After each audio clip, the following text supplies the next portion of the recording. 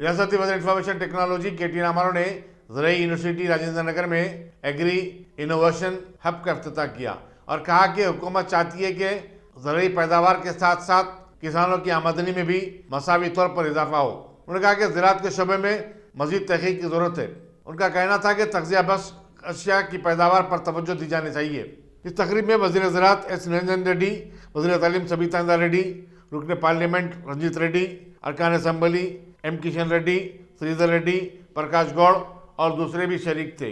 नाबार्ड के सदनशीन गोविंद राजू ने सदारत की। Focus is on 3 P's: production, of course, productivity, more importantly, and more than anything else, I think, profitability. ఎందుకు అంటే ప్రొడక్షన్ పెరుగుతా ఉంది,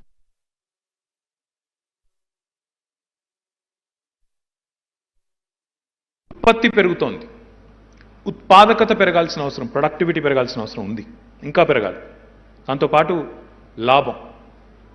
ఇదే దేశంలో వ్యవసాయం దండుగాన వాళ్ళు ఉన్నారు. ఇంక నేను రాజకీయ విమర్శలు చేయను కానీ ఉన్నారు.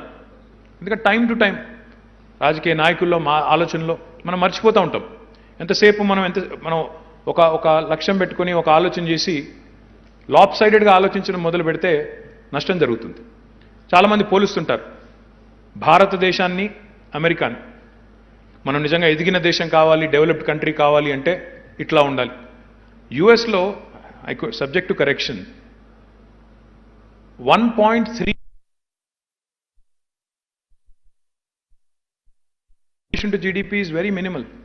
I think about less than 5%. అదే భారతదేశంలో నియర్లీ 60%, 55 to 60% మధ్యన జనాభా వ్యవసాయం లేదా వ్యవసాయ అనుబంధ రంగాల మీద ఆధారపడి జీవిస్తున్నది.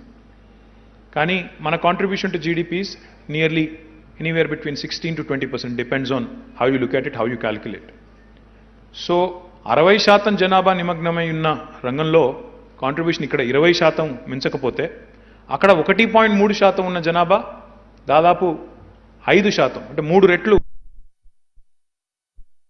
చాలాసార్లు ఇండియాలో కూడా మీరు మాట్లాడేటప్పుడు కానీ ఇంకోటి కానీ రైతాంగానికి సంబంధించి ఎన్ని రకాల ఇంటర్వెన్షన్స్ ఉన్నాయి అంటే ప్రభుత్వ పరంగా.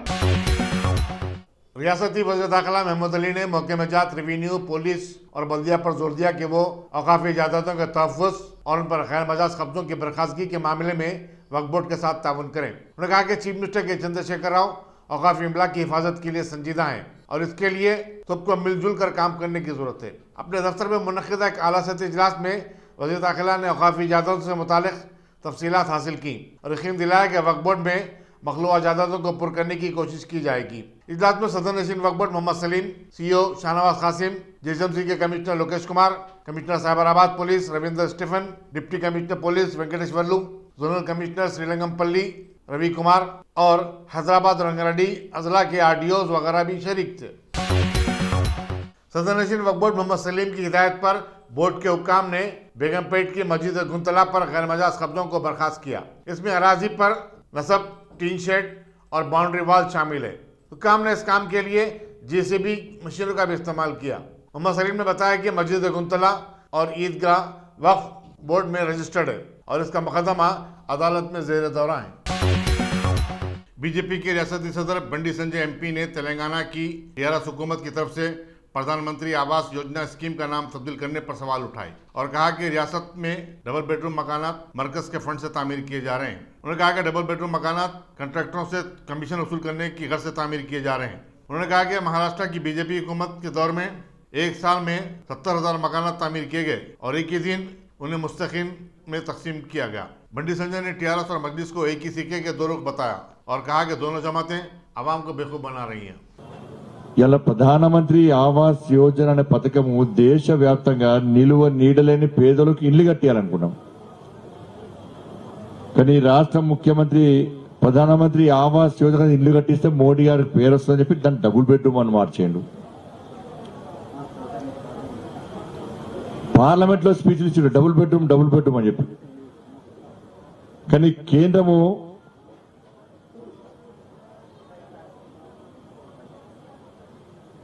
2 లక్షల ఇళ్లను 2 లక్షల పైగా ఇళ్లను శాంక్షన్ చేసింది తెలంగాణ రాష్ట్రానికి. 2 లక్షలకు పైగా ఇళ్లను శాంక్షన్ చేసి దానికి అనుగుణంగా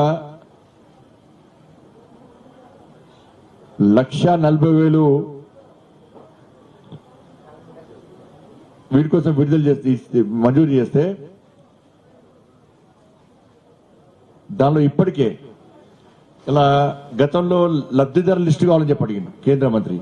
మరి మీరు తెలంగాణ రాష్ట్రంలో ప్రధానమంత్రి ఆవాస్ యోజన కింద ఎన్నిళ్ళు కట్టించారో ఆ లబ్ధిదారుల లిస్ట్ ఇవ్వమని చెప్పి కేంద్ర ప్రభుత్వము ఈ రాష్ట్ర ముఖ్యమంత్రికి అనేక సందర్భాల్లో దృష్టి తీసుకొస్తే ఇంతవరకు ఆ లబ్ధిదారుల జాబితాని ఇస్తలేడు.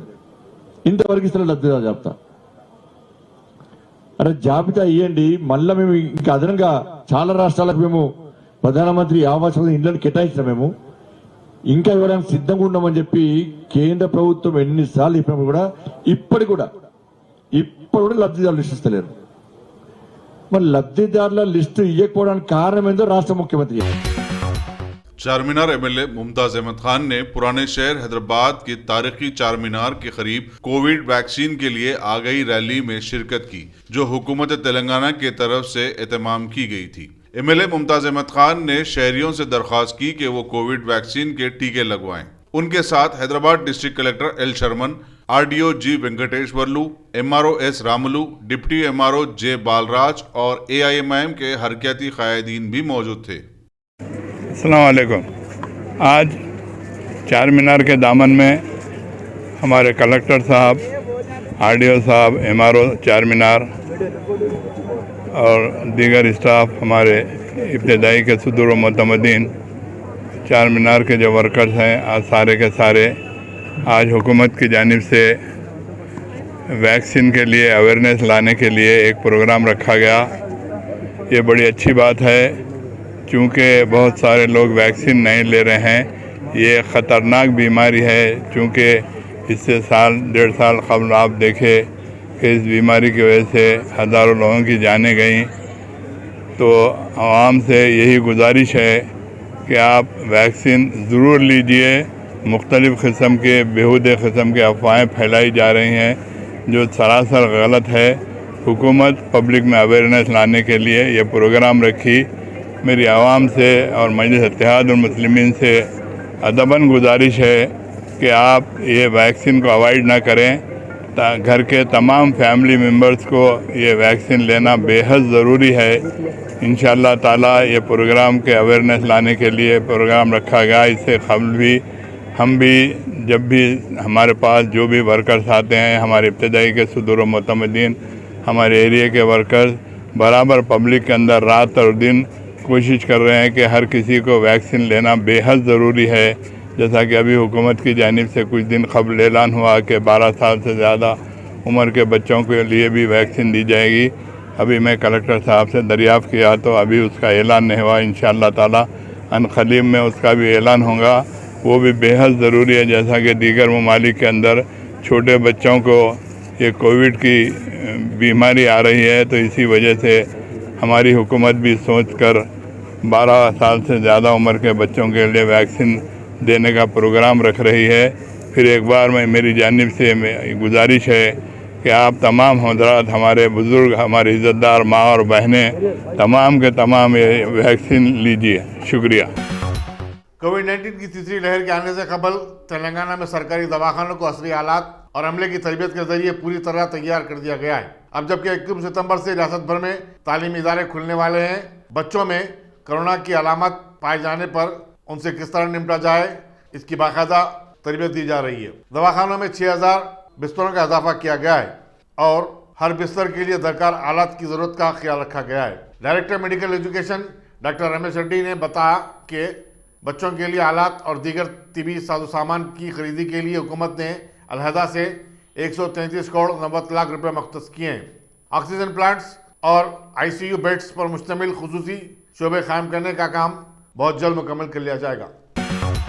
हुजूराबाद के आने वाले ज़िमनी चुनाव पर गौर-व-खुस के लिए कांग्रेस के सीनियर कायदीन का एक इजलास गांधी भवन में मुनक्किद हुआ। एआईसीसी के इंचार्ज और रुकन पार्लियामेंट मानिकम टैगोर ने सदारत की। इजलास में तय किया गया कि पार्टी का आइंदा दलित गरजना ढंडोरा प्रोग्राम सीएमयू के चंद्रशेखर राव के असम्बली हल्के गजबेल में मुनक्किद किया जाए। इजलास में हुजूराबाद के ज़िमनी चुनाव के लिए उम्मीदवार की हैसियत से साबिक वजीर कोंडा सुरेका, सदानंद और कृष्णा रेड्डी के नाम पेश किए गए। ठेगोन ने बताया कि उम्मीदवार के बारे में कतई फैसला पार्टी हाईकमान ही करेगी। इंटरमीडिएट के ऐसे तमाम तलबा को जिन्हें साल दुवम में प्रमोट किया गया, इंटरमीडिएट साल अव्वल का इम्तिहान लिखना होगा। इस सिलसिले में इम्तिहानात का शेड्यूल बहुत जल्द जारी किया जाएगा। वज़ीर तालीम सबीता इंद्र रेड्डी ने बताया कि क़ब्ल इस साल जब इम्तिहानात का एलामिया जारी किया गया था, 4,54,000 तलबा ने अपने नाम रजिस्टर करवाए थे। ताहम हुकूमत ने कोविड-19 की सूरत हाल के चलते उन्हें साल दुवम में प्रमोट कर दिया था। ज़राए के मुताबिक ये इम्तिहानात सितंबर के आखिरी हफ्ते में मुनक़िद होंगे। तलबा को तैयारी के लिए 15 से 20 दिन का वक्त दिया जाएगा और 70% निसाब की बुनियाद पर यह इम्तिहान होगा। उर्दू अकेडमी के सदरनशीन मोहम्मद रहीमुद्दीन अंसारी को उनकी 3 साला मियाद की तकमील पर ज़बरदस्त खराज तहसीन पेश किया गया। अकेडमी में मुनक़िदा विदाई तकरीब में एक किताब याद रफ्तगान और अकेडमी के तराने की CD जारी की गई। मौलाना आज़ाद उर्दू यूनिवर्सिटी के vice chancellor Ainul Hussain, registrar Mahmood Siddiqui मेहमान खुसूसी थे। Secretary director Urdu academy doctor Mohammed Ghaus ने खैर मकदम किया। मोहतरम नाजरीन, आज तेलंगाना रियासती उर्दू अकेडमी के लिए एक बहुत ही अहम दिन है, इनकलाबी दिन है, जिसके ज़रिए से आप जानते हैं अभी हमारे सदरनशीन जनाब डॉक्टर रहीमुद्दीन अंसारी साहब की ज़ेर सरपरस्ती अहम काम अंजाम दिए, जिसमें सबसे अहम काम रोशन सितारे, जिसके 1 साल की तकमील हो चुकी है, 12 शुमारे उसके निकल चुके हैं। 2020 में हमने इसको शुरू किया था बच्चों के लिए। ये न सिर्फ रियासत में मकबूल हुआ बल्कि पूरे मुल्क के अंदर ये मकबूल हो रहा है। ये अल्लाह पाक का बड़ा करम है। कौमी ज़बान जो 1981 से शुरू हुआ था और जून 1981 से 20 साल की तकमील के बाद 40 साल की तकमील के बाद आज ये 41वें साल में कदम रखा हुआ है। मैं अल्लाह पाक का शुक्र अदा करता हूँ कि आज की तकरीब हमने रोशन सितारे और कौमी ज़बान के इस जश्न सालगिरह के मौके पर हमने मुनक़्क़िद की है। आज एक और कारनामा हमने अंजाम दिया। उर्दू अकेडमी के तराने की रस्म इजरा अंजाम दी गई। हमारे सदरनशीन डॉक्टर रहीमुद्दीन अंसारी साहब ने ऐसे तराने को रिलीज़ किया है, आप जानते हैं उसके अंदर ज़ुबानी उसलूब है। एक तो लोग उससे अकेडमी से मंसूब होंगे, अकेडमी के साथ अट्रैक्ट होंगे, दूसरा मादरी ज़बान उर्दू के ज़रिए इंशाअल्लाह इसको फ़रोग़ मिलेगा। तीसरी अहम बात ये हुई कि मशहूर किताब तेलंगाना रियासती उर्दू अकेडमी की इनकलाबी किताब याद रफ्तगान, जिसको हैदराबाद के मशाहिर उर्दू भी कहा जाता है, कहा गया है, उसकी रस्म इजरा अंजाम दी गई। ये हैदराबाद के 69 याकूतपुर के मजलिसी रुकन असम्बली अहमद पाशा खाजरी ने बताया कि उनके हल्के में कोविड-19 वैक्सीन के टीके के लिए खुसूसी मुहिम चलाई जा रही है और अवामी शऊर बेदार किया जा रहा है। उन्होंने मीडिया से बातचीत करते हुए आवाम से अपील की कि वो कोविड-19 के टीके लेकर खुद को महफूज रखें। उन्होंने कहा कि सबको ये टीके लेना चाहिए और इसमें कोई हर्ज नहीं है। हुकूमत की तरफ से अवाम के अंदर शोर बेदारी प्रोग्राम का आगाज़ किया गया वजीमन कोविड-19 वैक्सीन लेने के लिए। चुनाचे आज हैदराबाद के मुख्तलिफ इलाकों में MRO के एरियो में इसकी रैलियाँ निकाली गई। याकूतपुरा असेंबली हल्के के बल्दी डिवीज़न दवीपुरा इलाके में जहाँ 4 मीनार MRO ऑफिस है, वहाँ से नागा बोली की रोड पर उसके अतराफ अकनाफ में रैली निकाली और स्लोगन दिए गए कि कोरोना को भगाओ, वैक्सीन लगाओ बोल के, ताकि काफ़ी तादाद में लोग इनमें शरीक थे। इंशाल्लाह मुहिम अच्छी है। लोगों में शोर बेदार करने के लिए मैं आपके चैनल के जरिए आवाम से दरख्वास्त करता हूँ कि फौरी वैक्सीन लें, अपनी सेहत का ख्याल रखें और जो लोग इसमें नहीं लिए हैं उनसे भी दरख्वास्त है और आपके मिलने वालों को भी तवज्जो दिलाए। ये हर फर्द के लिए बेहद ज़रूरी है, इसलिए इसके लिए गवर्नमेंट वसी तौर पर शोर बेदारी प्रोग्राम का इंतजाम किया गया है। इससे इस्तेफादा कीजिए और फौरी आप बिला ताखीर अपने लोगों को ले आके वैक्सीन सेंटर से वैक्सीन दिलाइए। शुक्रिया। रियासती हुकूमत ने ऐलान किया कि कोविड-19 का इलाज आरोग्यश्री में शामिल कर लिया गया है। महकमा सेहत ने सिलसिले में अहकाम भी जारी किए हैं। इब्तदाई मरहले में स्कीम को सरकारी दवाखानों में लागू किया जाएगा, फिर बाद में इसे खानगी दवाखानों तक वसत दी जाएगी। रियासत में पहले ही से आयुष्मान भारत स्कीम पर अमल दरामद हो रहा है, जिसके तहत 17 किस्म के कोरोना अमराज का मुफ्त इलाज किया जा रहा है। हुकूमत ऐसे तमाम मरीजों के अखराजात बर्दाश्त कर रही है। साबिक वजीर सेहत और बीजेपी के लीडर ईटला राजेंद्र ने कहा कि अगर हुजूराबाद के ज़िमनी चुनाव में वो हार जाते हैं तो सियासी संन्यास ले लेंगे, और यही चैलेंज उन्होंने चीफ मिनिस्टर के चंद्रशेखर राव को कर दिया। हुजूराबाद में एक तकरीब से खिताब करते हुए ईटला राजेंद्र ने कहा कि वज़ीर फाइनेंस टी हरीश राव कहते हैं कि हुजूराबाद में कोई तरक्की नहीं हुई, लेकिन शर्म की बात है कि वो चंद महीने पहले तक उनकी तारीफ करते थे। साबिक रुकन पार्लियामेंट और बीजेपी की कोर कमेटी के मेंबर जी विवेक ने कहा कि चीफ मिनिस्टर मुल्क के सबसे ज़्यादा बदनुमान चीफ मिनिस्टर हैं। इस मौके पर टीआरएस और कांग्रेस के कई लीडर्स बीजेपी में शामिल हो गए। ఈ బిడ్డలకు కూడా ఇవ్వమని చెప్పి డిమాండ్ చేస్తున్నాను నేను. ఇది కేవలం నువ్వు ఓట్ల కోసం ఈ స్కీమ్ కాకపోతే, నన్ను ఓడగొట్టడం కోసమే స్కీమ్ కాకపోతే ఎందుకు పరకాల్లో ఇస్తలేవు నువ్వు, ఎందుకు ఉత్సవాల్లో ఇస్తలేవు నువ్వు, ఎందుకు వద్దనపేటలో ఇస్తలేవు నువ్వు, ఎందుకు కరీంనగర్లో ఇస్తలేవు నువ్వు. మీరు ఎవరికైనా ఫోన్ చేసి అడగండి మీ చుట్టాలకు. హుజూరాబాద్లో దళిత వాడలలో సర్వే జరుగుతుంది, 10 లక్షల రూపాయలు వస్తాయి. కానీ తెలంగాణలో ఇక్కడ సర్వే జరుగుతుందో చూడండి. ఇది ఎన్నికలు అయిపోయిన తర్వాత ఎక్కడ కూడా ఇవ్వరు. ఇచ్చే దమ్ము లేదు ఆయనకు, ఇచ్చే దమ్ము లేదు, అన్ని పైసలు లేవు, కేవలం హుజూరాబాద్లో మాత్రం ఇస్తారు. నేను అంటున్నా ఆ స్కీమ్ రావడానికి కారణం ఎవరు? ఈ బిడ్డ ఆ స్కీమ్ రావడానికి బిడ్డ కాదు. నేను రాజీనామా చేసి ఉండకపోతే కేసీఆర్ ప్రగతి భవన్ నుంచి బయటకు వచ్చాడా? నేను రాజీనామా చేసి ఉండకపోతే అంబేద్కర్ దండేస్తోడా? నేను రాజీనామా చేసి ఉండకపోతే జై భీమ్ అనేటోడా? నేను రాజీనామా చేసి ఉండకపోతే 10 లక్షల రూపాయలు వచ్చేదా? వచ్చింది ఈ బిడ్డతో, గుర్తుపెట్టుకోండి, ఈ బిడ్డతో వచ్చింది. గుండెలో పెట్టుకోమని చెప్తున్నా. పెన్షన్ ఇవాళ మీ ఊళ్ళల్లో 70 స్టార్టింగ్ చేస్తాను. 3.5 ఏళ్ళుగా పెన్షన్ రాలే, ఇప్పుడు వస్తూ ఉన్నాయి. దానికి కారణం ఈ బిడ్డ, గుర్తుపెట్టుకో. 57 ఏళ్ళకే పెన్షన్ ఇస్తామని చెప్పిండు, 3 ఏళ్ళు అయితే ఇవ్వలేదు. ఇవాళ ఇస్తారట, ఇస్తే ఇగో ఈ బిడ్డ కారణం, ఈ బిడ్డ కారణం. రేపు డబుల్ బెడ్రూమ్లు ఈ జాగాలలో కట్టుకునే జీవో వస్తే ఇగో ఈ బిడ్డ కారణం. అంతేకాదు, రేపు ఓటుకు 20,000 రూపాయలు వచ్చినా, ఓటుకు 50,000 రూపాయలు వచ్చినా తీసుకో, కానీ కారణమైన బిడ్డను మర్చిపోకు. ఇగో ఈ బిడ్డ.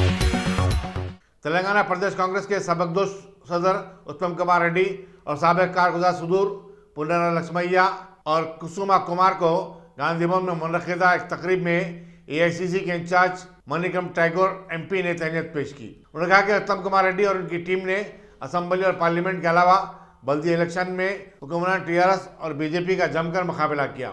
इन कायदीन ने कांग्रेस के प्याम को दयानतदारी के साथ घर घर पहुंचाने की कोशिश की। इस मौके पर सदर तेलंगाना प्रदेश कांग्रेस कमेटी और रुकने पार्लियामेंट रेवंत रेड्डी, साबिक अरकान पार्लियामेंट मधु याक्षी गौड़, अजहरुद्दीन, साबिक डिप्टी चीफ मिनिस्टर दामोदर राज नरसिम्हा, साबिक वजीर गीता रेड्डी, अजमतुल्लाह हुसैनी, महेश कुमार और महेश्वर गौड़ भी मौजूद थे। तेलंगाना मुस्लिम राइट्स फाइटिंग ग्रुप ने हुकूमत से मुतालबा किया कि वो आउटसोर्सिंग की मुलाजिमतों में भी मुसलमानों को मौके फराहम करे। ग्रुप के सदर मोहम्मद फयाजुद्दीन ने कहा कि इस सिलसिले में अक़लियती अकामती स्कूलों और कॉलेजों में काफ़ी जायदादें कायम की जा सकती हैं। TMHPS के सदर सैयद शाजी हाशिर और ज़िला सदर मोहम्मद सरवर भी इस मौके पर मौजूद थे। JSMC के सैनिटरी वर्कर्स ने नरीडमेट में अपनी मुलाजिमतों को बचाने वाटर वर्क्स से दफ्तर के रूबरू धरना दिया। उन्होंने कहा कि 1700 से ज़ायद सैनिटरी वर्कर्स के अमले के मुजमला 1200 की खिदमत अचानक वाटर वर्क्स के हवाले कर दी गई, जिससे मुलाजिमीन में एक गैर यकीनी कैफियत पैदा हो गई है। उनका कहना है कि कोरोना वायरस की मारामारी के दौरान सैनिटरी वर्कर्स ने अपनी खिदमत को जान जोखिम में डालते हुए जारी रखा था और उन्हें अभी सिला दिया जा रहा है। अब उनकी खिदमत को ही ख़त्म कर दिया जा रहा है। సార్ నమస్కారం అందరికీ. నేను నాగార్జున మల్కాజ్గిరి నుంచి మల్కాజ్ సర్కిల్లో షెవరేజ్ సూపర్వైజర్గా పనిచేస్తున్నా. మేము ఇంతకుముందుకు H&Wలో షెవరేజ్ వర్కర్గా చేశాము. 7 నెలలు మాతోటి పని తీపించుకొని ఎటువంటి ప్యానిక్ సిచ్యువేషన్ అంటే అది మొత్తం హైదరాబాద్ కాదు ప్రపంచమంతా లాక్డౌన్లో ఉన్న టైంలో మేము రోడ్ల మీదకి వచ్చి మేము మోరీలు క్లీన్ చేసి ప్రతి ఒక్క వర్కర్కి ప్రతి ఒక్క ఇంటిని కుటుంబాన్ని కాపాడుకుంటూ మా కుటుంబం నష్టపోయినా సరే మాకు కరోనా వచ్చినా సరే మేము తల్లాడి కొట్లాడి సర్వీస్ చేసాం సార్ మీకు. కానీ ఈరోజు మా పరిస్థితి ఏమైపోయిందంటే ఒక ఫుట్బాల్ లాగా మీరు హెచ్ఎండబ్ల్యూ నుంచి జిహెచ్ఎంసీ చేసిరు, జిహెచ్ఎంసీ నుంచి హెచ్ఎండబ్ల్యూ చేయండి, మీరు ఎక్కడ పంపించినా సరే మేము పని చేయడానికి రెడీ ఉన్నాము. కాకపోతే మాకు కావాల్సింది ఏంటంటే మా ఉద్యోగ భద్రత, మా జీతాలు. ఇప్పుడు మీరు జిహెచ్ఎంసీలో డ్యూటీలు వస్తేనే రాలా, మీరు హెచ్ఎండబ్ల్యూలో తీసేస్తే 3 నెలలు మేము పోరాటం చేసి ధర్నాలు చేసి కొట్లాడితే అప్పుడు మేము జిహెచ్ఎంసీకి ట్రాన్స్ఫర్ చేసి మమ్మల్ని. సరే అక్కడేదో ఇప్పుడు కుదిరిపోయింది అనేసి మేము ఒక చిన్న ఆనందంలో ఉంటే రాత్రి మీరు మళ్ళీ ప్లేట్ మార్చేసినట్టుగా మళ్ళీ హెచ్ఎండబ్ల్యూ పంపిస్తున్నారు. సరే ఇక్కడ పంపించినా అదే పని చేస్తాం, అదే మోరీ క్లీన్ చేయాలి, అదే చేసుకోవాలి మేము. కానీ ఇక్కడికి వచ్చినాక ఏమంటారు, మీరు జీతాలు తక్కువ ఇస్తా అంటారు. ఎవరైనా మనిషి మీదికి ఎక్కాలని చూస్తారు కానీ కింది దిగానే ఉండదు సార్. మీరు ఎవరైనా నార్మల్ పబ్లిక్కి మీరు ఫోన్ చేస్తే కనుక ఆ కాలర్ టోన్లోనే వస్తుంది మీకు. పారిశుద్ధ కార్మికులను మనం మర్యాద ఇచ్చుకోవాలి, గౌరవించుకోవాలని. ఇక్కడ మా లైవ్ చూడండి, మమ్మల్ని రోడ్ మీద పడేస్తారు మీరు. ఆ కాలర్ టీమ్స్ అని ఏదైనా పెడుతురు కదా, అది కాదు. ఒరిజినల్ చూస్తే మీకు అర్థమవుతుంది మా పరిస్థితి ఏందని. మాకు ఈ కరోనా వస్తుంది, కరోనాకు ఫస్ట్ ఫ్రంట్ వారియర్స్ అని మమ్మల్ని ముంగడ పెట్టారు కదా, మరి ఆ వారియర్స్ ఇప్పుడు చచ్చిపోతారు. 4 కార్మికులు చచ్చిపోయారు, దానికి ఎటువంటి స్పందన లేదు. అప్పుడు మనం ఆ కుటుంబానికి ఏదో ఎక్స్ట్రా చేస్తారు, ఏదో డబ్బులు ఇస్తారు కదా, అక్కడ ప్యాకప్. సరే ఇప్పుడు మీరు ఆ డబ్బుల గురించి, ఆ ఇళ్ళ గురించి ఈ 100 మంది చచ్చిపోవాలా సార్? మాది ఒకటే విజ్ఞప్తి, మాకు ఒక క్లారిటీ ఇవ్వండి. హెచ్ఎండబ్ల్యూ పంపిస్తున్నారా, జిహెచ్ఎంసీలో చేస్తున్నారా? సరే ఎక్కడ పంపించినా సరే మాకు కావాల్సిన జీతాలు మాకు సరైన సమయానికి రావాలా, టైం టు టైం మా జీతాలు పడాలా, మాకు ఉద్యోగ భద్రత. సార్ ఇంకొకటి, మాకు సరైన కిట్ ఏం లేదు, సేఫ్టీ కిట్స్ అనేది ఏం లేవు. మా డ్రెస్సులు చూస్తున్నారు, ఏ ఒక్క కార్మికులు కూడా ఒక యూనిఫామ్ అనేది లేదు. ఎందుకంటే అడుగుతుంటే ఇంకా మేము బిల్లు పెట్టాం, మాకు పాస్ కాలేదు, అది కాలేదు అని ఏదో చెప్తా ఉన్నారు. అయ్యా మీరు ఏసీ రూమ్లలో, ఏసీ కార్లలో తిరిగి మీరు లక్షలు తీసుకుంటారు కదా, అది కాదు. మీరు ఇల్లు కట్టేటప్పుడు ఫస్ట్ ఇల్లును చూడరు, ఫస్ట్ పునాది చూడండి. మేము పునాదిలో ఉన్నాం, మేము కరెక్ట్ లేకుండా ఎవరు కూడా ఉండరు. ఈరోజు మల్కాజిగిరి మొత్తం మీద షెవరేజ్ కార్మికులు మొత్తం ధర్నా పాటించినాం మేము. మా ఒక్క దగ్గర కాదు, మొత్తం హైదరాబాద్, గ్రేటర్ హైదరాబాద్లో 650 మంది కుటుంబాలు ఉన్నాయి సార్. మమ్మల్ని ఒక ఫుట్బాల్ కన్నా అద్మానంగా తొక్కుతురు మీరు ఏ దళిత బంధాన్ని పథకం పెడుతురు, ఆ పథకం ఈ పథకం, మీకు అర్థమవుతుంది లేదు. కానీ ఈ షెవరేజ్ వర్కర్లో 90% మంది దళితులే ఉన్నారు. ఫస్ట్ వీళ్ళ పథకం చూడండి మీరు. దళిత బంధు, ఆ బంధు, ఈ బంధు కాకుండా మాకు ఒక న్యాయం చేయండి. అయ్యా మీ దాకా ఈ మాట వస్తుందా రాదా తెలియదు, కానీ కొంచెం దయచేసి మీ దృష్టికి వస్తే కనుక మీరు ట్విట్టర్లో పెట్టమంటారు, లేకపోతే ఫేస్బుక్, మాకంత నాలెడ్జ్ లేదు సార్. మేమంతా బతుకు తెరికి వచ్చిన వాళ్ళము. ఆ లాక్డౌన్ టైంలో ఎటువంటి పని లేకుండా మేము ఈ మొరలు తీయడానికి కూడా సిద్ధమైపోయినాం. ఎందుకంటే మా కుటుంబాన్ని మేము కాపాడుకుందాం అనేసి. కొంచెం దయచేసి ఆలోచించండి. ట్విట్టర్లలో, ఫేస్బుక్లలో, సోషల్ మీడియాలో పెట్టేంత సినిమా మాకు లేదు. మేము ఏదున్నా సరే అర్థించుకుంటున్నాం, మేము ప్రజలకు కూడా అర్థించుకుంటున్నాం. ఈరోజు చూడండి, మల్కాజిగిరిలో దాదాపు ఒక 200 ఫోన్లు వచ్చినాయి. ఈ ఒక్కరోజు మేమందరం స్టాప్ చేస్తే ఒక 200 ఫోన్లు ఎక్కడ ఇప్పుడు పొద్దు నుంచి ఇప్పుడు ఫోన్లు వస్తూ ఉన్నాయి. ఒక్కసారి అర్థం చేసుకోండి, మేమే చేయమని జరిగిపోతే మీ పరిస్థితి ఏంది? మీరు ఇన్ని ప్రభుత్వాలు కానీ అది అని ఇదని చేస్తున్నారు కదా, ఎవడైనా సరే మనిషి పరిశుద్ధం పక్కా కావాలంటారు. కానీ ఇవాళ మాకే అన్యాయం జరుగుతుంది. కొంచెం దయచేసి చూడండి మా గురించి. मौलाली के रहने वाले मोहम्मद इमाम मजहर ने रियासती इंसानी हकूक कमीशन से रुजू होते हुए पुलिस मलकाजगिरी की जानिब से उन्हें मुसलसल हिरासत करने की शिकायत दर्ज करवाई। उन्होंने बताया कि इंस्पेक्टर जगदीश राव और सब इंस्पेक्टर हरि प्रसाद उनके खिलाफ संगीन दफात के तहत फर्जी मुकदमात दर्ज कर रहे हैं। कंप्लेंट देने के लिए मेरे खिलाफ मेरे भाई के खिलाफ जो है मलकाजगिरी पुलिस स्टेशन में एसआई और सीए साहब जो है मिलके मेरे ऊपर हरासमेंट कर रहे हैं। दूसरे वजूहत है, मगर ये बच्चों की लड़ाई में मेरे को जो है ना फॉल्स केसेस बुक करे। कब से हो रहा है ये जो है ना 8 दिन हो गया। क्या बोल के बोल रहे पुलिस वाले ये बोल रहे कि भाई हम किसी के बारे में इंक्वायरी नहीं करते, कुछ भी नहीं करते बोल के डायरेक्ट जो है मेरे ऊपर केसेस बुक। रीज़न क्या है हरासमेंट करने का? रीज़न हरासमेंट करने का एक लैंड का इशू है, उसमें जो है वो लैंड के केस में भी इशू जो है उन्होंने भी उसमें भी फॉल्स केसेस बुक करे और फोर्जरी डॉक्यूमेंट का साथ दे रहे, हमारा नहीं दे रही। और हमारे कहने जो है ना गुंजाइश नहीं रहने की वजह से, हमारे हालात ख़राब होने की वजह से उन्होंने जो है कब्ज़ेदारों जो फोर्जरी डॉक्यूमेंट्स है उन लोगों का साथ देते हुए हम लोगों के ऊपर उस वक्त भी केसेस बुक करे। कितने लोगों के खिलाफ है? हम लोगों के 4 आदमी के खिलाफ केसेस बुक करे थे उन्होंने। 3 आदमी जो है जाके, 2 आदमी जो है हाई कोर्ट को जाके बेल ले लिए, एक बंदा जो है आपके रिमांड होके जो है बेल लिए, और मेरे को जो है आपके ऊपर कोई केसेस नहीं है बोल के हाई कोर्ट से जो है एक आर्डर मिला, वो आर्डर ले लेके मैं अब आप क्या चाह रहे हैं यहाँ पर? मैं ये चाह रहा हूँ HRC में इसलिए आया मैं कि मैं जो है मेरा अब जो केस है इसके ताल्लुक से मेरे ऊपर ये भी फ्रॉड केस है, फॉल्स केस है बोल के मैं HRC को आया। कौन कर रहे हैं हरासमेंट? कौन सा नाम क्या है उनका? CI मलकाजगिरी CI साहब कर रहे हैं मेरे ऊपर हरासमेंट। नाम क्या है उनका? जगदीश्वर राव है उनका नाम। और SI साहब भी है मलकाजगिरी के, जो मौलाली के इंचार्ज है इस वक्त। उन्होंने भी जो है मेरे से गुफ्तगू सही नहीं करे, उन्होंने भी जो है हरासमेंट कर रही, अरे पोरा रारा बोल के बात कर रही। उनका नाम जो है हरि प्रसाद है, CH हरि प्रसाद। तो आपको इंसाफ चाहिए? मेरे को यहाँ पे इंसाफ चाहिए। जहानुमा में एक 34 साल शख्स मीर उस्मान अली ने अपने घर में खुदकशी कर ली। इत्तला मिलने पर इंस्पेक्टर फलकनुमा R देवेंद्र ने मकाम वाक़ा का मुआयना किया और लाश को पोस्टमार्टम के लिए रवाना कर दिया। आगे की तहकीकात जारी है। बताया जाता है कि मुतवफ़ी के वालिद मीर आलम अली का एक दिन क़बल इंतकाल हुआ था। उप्पूगुड़े में इतवार की रात शराब नोशी के बाद आपसी झगड़े में एक 34 साल शख्स उमाकांत का कत्ल कर दिया गया। बताया जाता है कि उमाकांत पहले भी एक कत्ल की वारदात में मुलविस था। Deputy commissioner police south zone G Bhopal और ACP फलकनुमा अब्दुल मजीद ने मुकाम वारदात का मुआयना किया। इंस्पेक्टर छतरी नाका अब्दुल खादर जीलानी मसरूफ़ तहकीकात हैं। आज यानी 29 अगस्त बरोज़ इतवार छतरी नाका पुलिस स्टेशन के हदूद में राजीव गांधी नगर अरुंधति कॉलोनी ब्रिज के करीब में एक डायल 100 कॉल रिसीव हुआ पुलिस स्टेशन को। वहाँ पे हमारे लोग जाकर के देखे, उसके वहाँ पर जो है उमाकांत 33 साल शख्स है, वो मरा हुआ मिला। वहाँ पर उनकी लाश बरामद हुई। ये जो है रवि नामक आदमी के घर के अंदर इनकी लाश बरामद हुई। ये तहकीकात जारी है। ये इनके जो उमाकांत के ऊपर तो चाकू से हमला करके इनको हलाक किया गया। ये काम रवि का हो सकता है, उनके इम्कानात है। इसकी तहकीकात जारी है। जल्द मुजरिम को पकड़ा जाएगा और अदालती तहवील में भेजा जाएगा।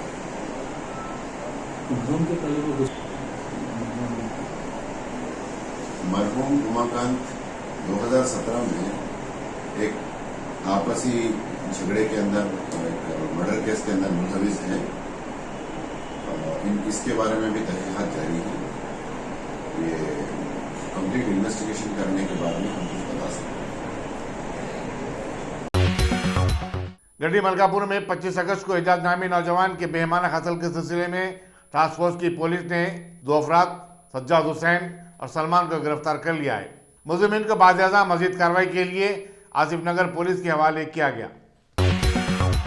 गुज़िश्ता 24 घंटों के दौरान मुल्क में कोविड-19 के 42,909 नए केसेस सामने आए, जबकि इसी मुद्दत के दौरान 380 अमवात भी हुई हैं। मरकजी वज़ारत सेहत के मुताबिक मुल्क भर में कोविड-19 के मुतासरीन की तादाद अब 3,27,37,939 तक जा पहुंची है।